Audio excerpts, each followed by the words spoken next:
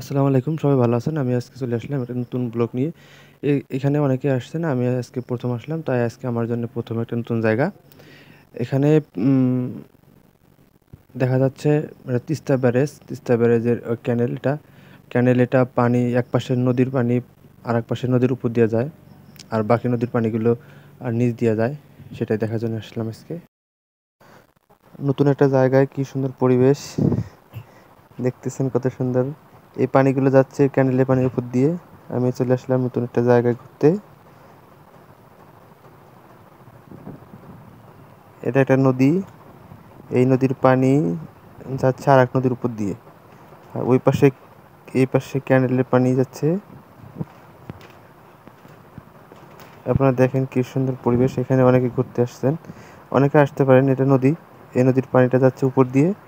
আর এই পাশে এটা হচ্ছে ক্যানেলের পানি ওই নদীর নিচ দিয়ে আসতেছে। মূলত ওই পাশে থেকে, ওই যে নীল দেখা যাচ্ছে, ওই পাশ থেকে এই নদীর নিচ দিয়ে এই পাশে পানি আসতেছে। এটা তিস্তা নদীর ক্যানেলের পানি। কি অপরূপ দৃশ্য! এই যে এটা হচ্ছে ক্যানেলের পানি, এখান দিয়ে জমিতে চলে যাচ্ছে।